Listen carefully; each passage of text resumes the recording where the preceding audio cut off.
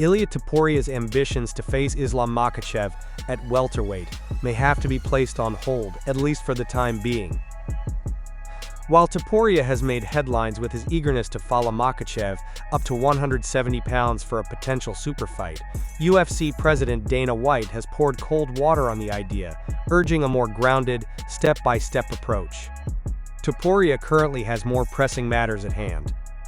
He is set to fight former lightweight champion Charles Oliveira for the vacant UFC lightweight championship at UFC 317. This high-stakes matchup will mark Taporia's lightweight debut in the octagon, and it's a massive leap considering his dominant run at featherweight, where he dismantled legends like Max Holloway and Alexander Volkanovski. Many fans and analysts are curious to see whether his power, speed, and precision will carry over as effectively into the 155-pound division.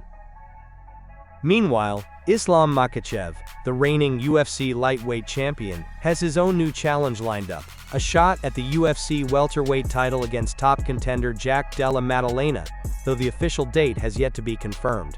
This development complicates the timeline for any potential Taporia vs Makhachev bout, as the Dagestani champion is temporarily leaving the lightweight division behind to chase dual champion status. Despite the weight class gap, both Taporia and Makachev have been vocal about their interest in eventually squaring off. Taporia has made it clear he's willing to move up to 170 pounds if necessary to make the fight happen. That level of ambition has fans intrigued, especially considering how rare it is to see two fighters from different divisions already laying the groundwork for a future clash. However, Dana White insists it's too early to look that far ahead. Speaking at the UFC Baku post-fight press conference, he stated, "He just moved up to lightweight, and we're already talking about him going to 170? Let's see how he does in this fight, and let's see how Islam does. They definitely want to fight each other, but one fight at a time." White's cautious tone makes sense, given the volatile nature of matchmaking in MMA. Injuries, outcomes, and timing can quickly derail even the most promising super fight plans. For now, the focus remains on how Taporia performs against Charles Oliveira. If El Matador can dispatch the Brazilian veteran in dominant fashion, particularly if he finishes him as he did with Volkanovski, it would dramatically increase the demand for a future showdown with Makachev, regardless of weight class. In the meantime, fans will be watching both men's trajectories closely as they push the boundaries of what's possible in their respective careers.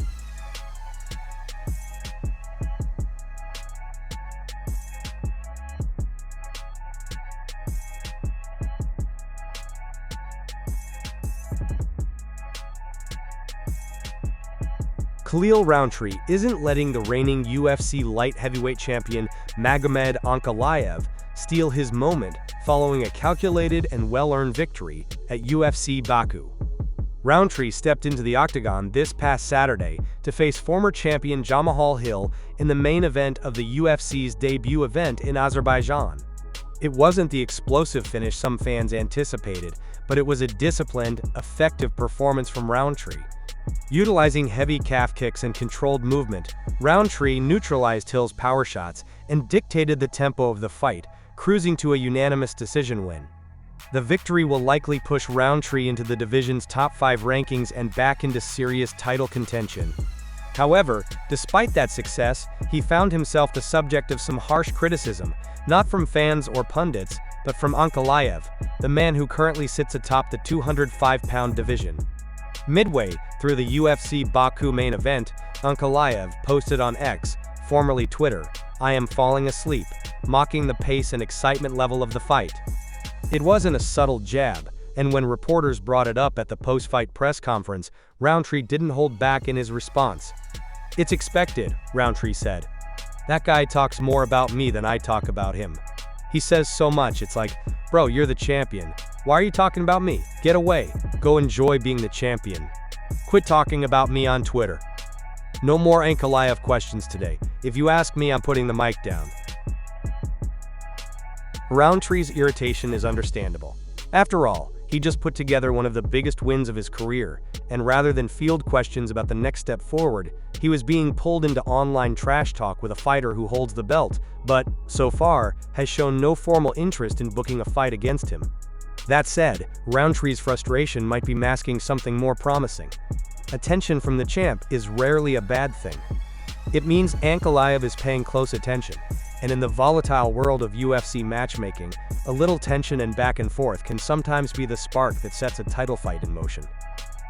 Rountree's recent resume is strong. He's won 6 of his last 7, with the only defeat coming in a competitive high-level bout against current middleweight king Alex Pereira. Rountree's evolution from a raw striker into a more composed, tactical fighter has been evident. And while some fans may have been underwhelmed by the UFC Baku main event's pace, Roundtree sees it differently. In his post-fight interview, he explained that taking his time, controlling the fight, and executing his game plan without taking unnecessary risks is part of having a, quote, championship mentality. With Rountree's stock rising and Ankalaev watching closely, even if he claims to be bored, a title fight between the two doesn't feel far-fetched. Whether it happens next or further down the line, one thing is clear. Roundtree isn't chasing respect. He's earning it, one measured, methodical victory at a time.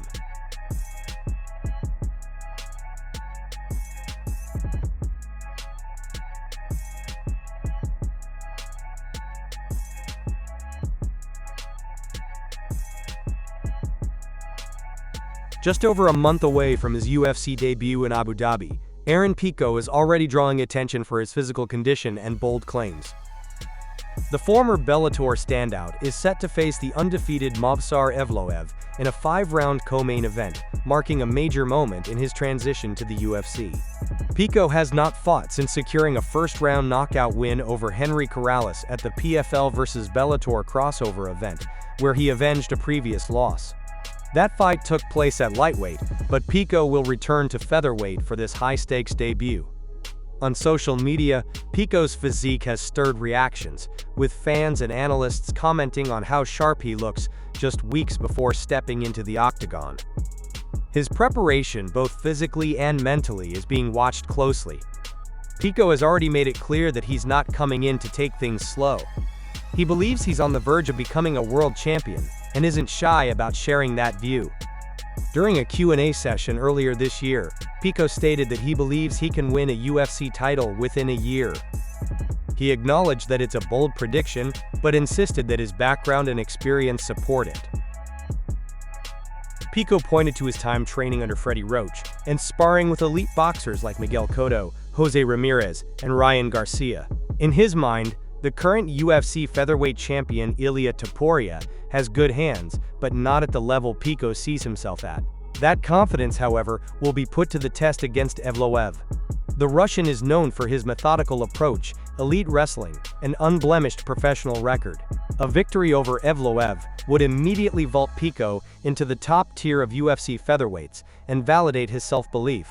If he loses, it may signal that he still has ground to cover before challenging the top of the division. Either way, Pico's UFC debut will provide answers.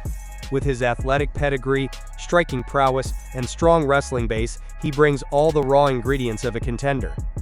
Now, it's a matter of execution against one of the featherweight division's most dangerous and least forgiving opponents. The fight in Abu Dhabi is not only a debut, it's a measuring stick for what Pico's future in the UFC may actually look like.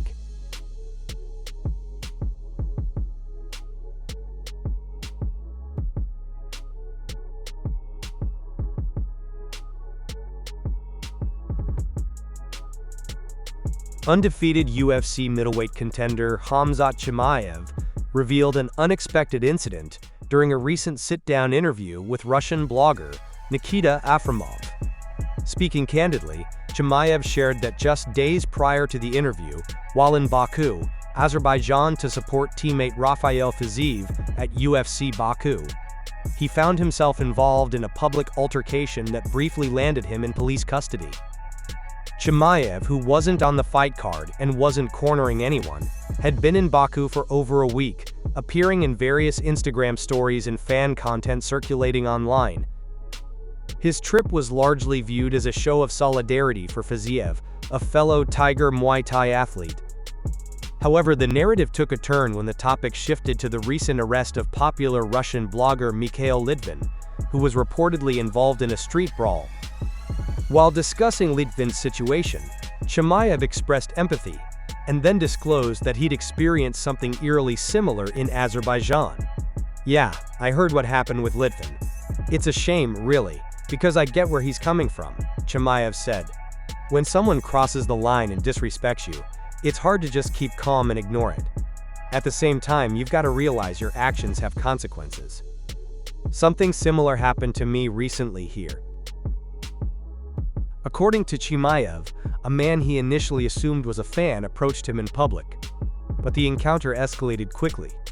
"Some random guy, who I thought was a fan at first, walked up and started running his mouth. It escalated, and next thing I know, he's on the ground," Chimaev explained. "Cops picked me up, took me to the police department, and I spent hours getting questioned." Situations like that can pop off fast. The exact details of what was said or what led to the physical outcome remain unclear. So far, there have been no confirmed charges or statements from Azerbaijani authorities. Still, the revelation is gaining traction online, not only because of Chimaev's rising star power, but also because of its timing. Chimaev is currently expected to headline a massive bout later this year against UFC middleweight champion Dricus du Plessis in what would mark his most high-stakes appearance to date. His undefeated record and polarizing public persona already place him under scrutiny, and incidents like this, regardless of outcome, further intensify the spotlight. For now, it appears Chimaev has moved on from the incident without major legal consequences. But the story adds yet another chapter to the career of one of the sport's most talked about figures, someone who continues to draw attention both in and outside the octagon.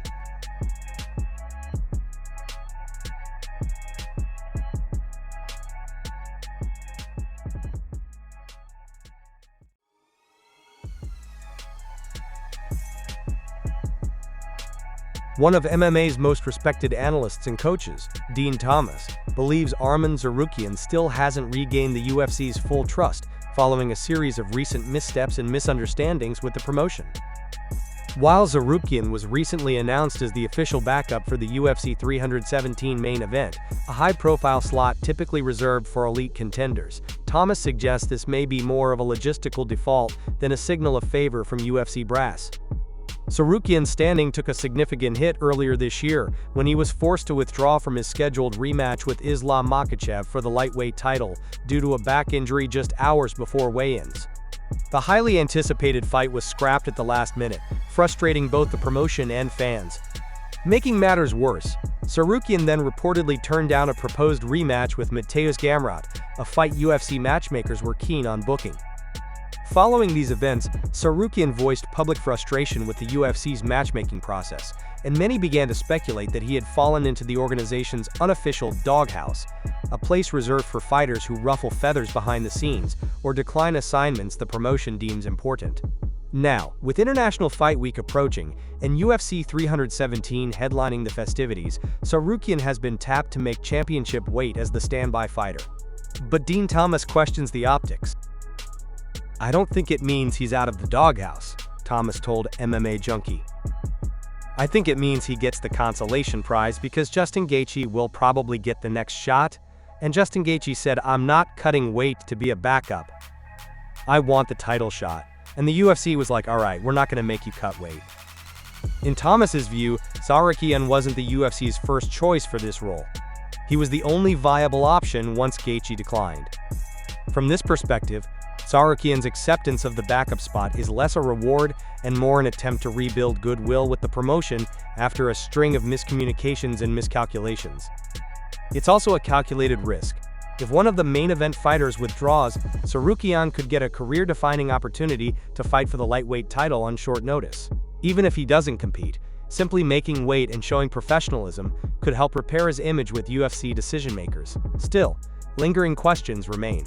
Can Tsarukyan avoid another last-minute setback, whether physical or procedural? Is this a step back into contention, or merely damage control for past decisions? For now, Tsarukyan finds himself in a complex position, near the top of the lightweight division rankings, but seemingly one misstep away from falling out of favor again. UFC 317 may not just determine a new champion, it could also determine whether Tsarukyan truly belongs among the division's elite moving forward.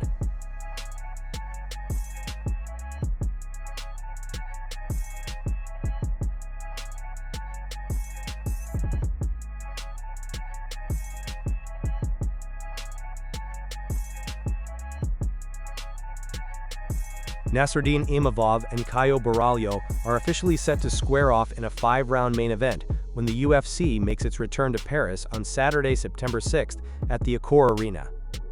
UFC officials confirmed the matchup on Monday, locking in a highly anticipated clash between two surging middleweights on the cusp of title contention. The pairing has been in discussion for some time, with Baralio repeatedly calling for a fight with Imavov. Initially, Imavov was slated to serve as the backup fighter for the middleweight title bout between reigning champion Dricus du Plessis and top contender Khamzat Chimaev, scheduled for UFC 308 in August. However, rather than remain on standby, Imavov opted for a more active route and withdrew from the backup role in favor of headlining the Paris event. Imavov comes into the fight with serious momentum, riding a 5-fight unbeaten streak. That run is highlighted by his stunning knockout victory over former UFC middleweight champion Israel Adesanya earlier this year in February, arguably the biggest win of his career to date. With Chimaev already locked in as the division's next title challenger, Imavov will use this opportunity to reinforce his position as a top contender and continue making his case for a future shot at gold. Baralio enters the bout with an unblemished 7-0 record inside the UFC, boasting victories over tough veterans like Jared Cannonier, Paul Craig, and Abbas Magomedov. Known for his cerebral approach and strong all-around game, the Brazilian has steadily climbed the rankings while publicly targeting a bout with Imavov. Now, the matchup is a reality, and Baralio will look to stake his claim for a title opportunity with a signature win on enemy soil. This matchup is expected to have major implications in the middleweight division. A win for either fighter would likely place them firmly in the title picture heading into 2025. More fights are expected to be announced soon for the Paris card, which marks another key international event for the UFC in one of Europe's fastest-growing MMA markets.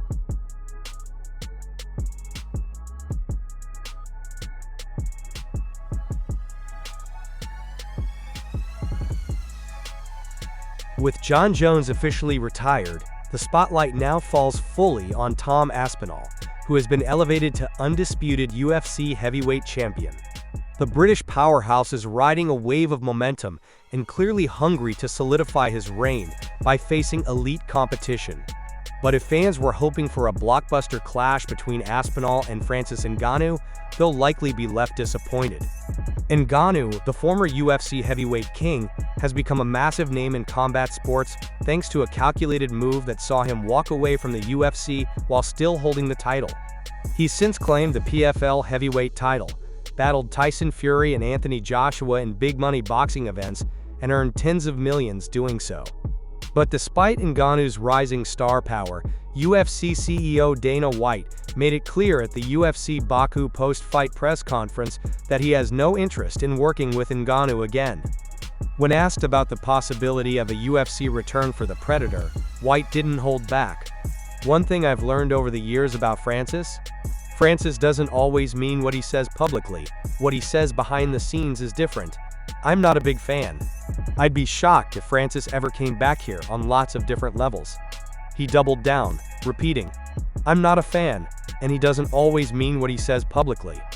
Ngannou wasn't about to let that slide. He quickly responded on X, formerly Twitter, with a blunt counterpunch. "Did I say I'm ever coming back?" And when a fan suggested he should return to reclaim the belt, Ngannou fired back with, "I don't remember losing it, mate, it's still in my closet." Ngannou's position is consistent. He left the UFC over contract disputes and freedom of movement. Unlike many fighters locked into long-term UFC contracts with restrictive clauses, Ngannou held out, exploited a rare contractual sunset clause, and bet on himself successfully. He became the first high-profile fighter in recent memory to leave the UFC as reigning champion and actually thrive on the outside. That move reportedly earned him nearly $40 million in 1 year, a figure that dwarfs what he would have made under UFC terms. Unsurprisingly, Ngannou has made it clear that he's not going to return unless the UFC drastically changes its contractual structure, which White has repeatedly shown no intention of doing. In the end, it's a classic case of business versus principle. Ngannou stood firm on his demands for better fighter pay, freedom to box, and equitable contracts. The UFC stood firm on its tightly controlled, fighter-unfriendly structure. The result? Ngannou made more outside the UFC than he ever could have inside it, while White remains bitter about losing a heavyweight champ who proved he didn't need the promotion to succeed. So while Tom Aspinall waits for his next big-name opponent, the chances of it being Ngannou are practically zero. The UFC and Ngannou are on opposite sides of a business philosophy, and unless something fundamental changes, that cage door will remain closed between them.